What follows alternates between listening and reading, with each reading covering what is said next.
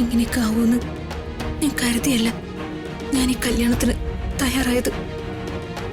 എനിക്ക് തെറ്റ് പറ്റിപ്പോയെങ്കിൽ എന്നോട് ക്ഷമിക്ക്. എന്റെ ഏട്ടനെ തട്ടിയെടുത്തിട്ട് മാപ്പ് പറയുന്നോ? ഞങ്ങളുടെ കുടുംബം കലക്കിട്ട് കരയുന്നു. ശ്രീലക്ഷ്മി, അങ്ങനെയൊന്നും പറയല്ലേ. പ്രതീക എന്ത് ചെയ്തു? വാക്ക് വ്യത്യാസം കാണിച്ചതും ചതിച്ചതും നിന്റെ ഏട്ടന. നിനക്ക് എന്തെങ്കിലും ചോദിക്കാനുണ്ടെങ്കിൽ നിന്റെ ഏട്ടനോട് ചോദിക്കണം. എന്താ നിനക്കെന്താ ചോദിക്കാനുള്ളത്? ചോദിക്കണേ.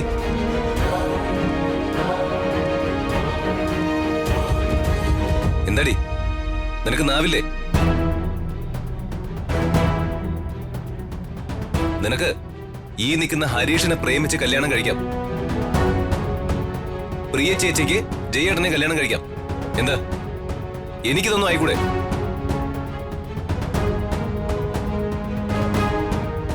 അതോ ജീവിത അവസാനം വരെ ഒരു കറവ പശുവിനെ പോലെ ഞാൻ എല്ലാവരുടെ മുമ്പിൽ ഇങ്ങനെ നിന്ന് തരണോ?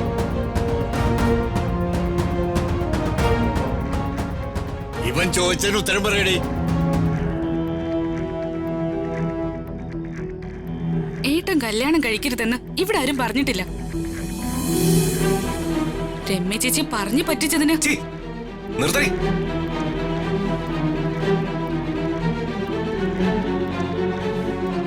രമ്യ ചേച്ചി പറഞ്ഞു പറ്റിച്ചെന്ന് ആര്?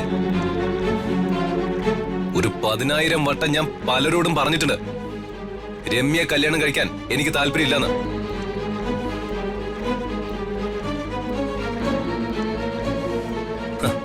അത് ഞാൻ അവളോടും പറഞ്ഞിട്ടുണ്ട്.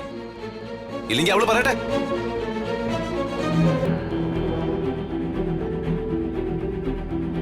പിന്നെ അമ്മ അവർക്ക് വാക്ക് കൊടുത്തതോ? അമ്മ അവർക്ക് വാക്ക് കൊടുത്തിട്ടുണ്ടെങ്കിലേ അമ്മ ഉത്തരം പറയട്ടെ, ഞാനല്ല. ഞാൻ വാക്ക് കൊടുത്തത് എന്റെ മോനെ വിശ്വസിച്ച. മറ്റുള്ളവരുടെ ജീവിതം എടുത്തിട്ട് ആരും കളിക്കരുത്. അതിന് പെറ്റമ്മയായ പോലും.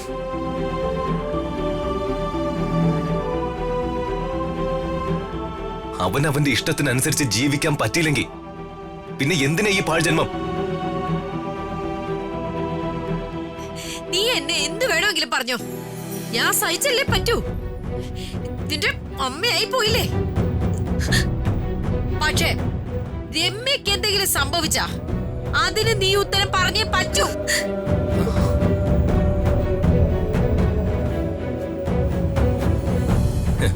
ഇതിനുള്ള മറുപടി അല്പം മുമ്പേ ഞാൻ ഇവിടെ പറഞ്ഞു കഴിഞ്ഞു.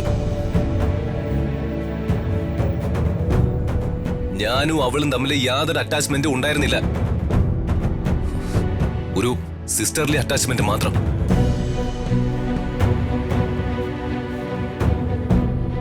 എന്നെ മാത്രമേ കല്യാണം കഴിക്കൂന്ന് അവളുടെ മാത്രം വാശിയായിരുന്നു. പകയും പ്രതികാരവും പ്രേമവും ഒക്കെ കലർന്ന വാശി.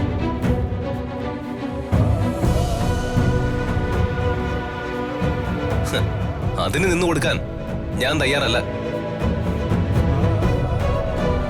കാരണം ഞാൻ ജീവിക്കുന്നതേ എന്റെ ജീവിതം. അകലേ നോവിനാലേ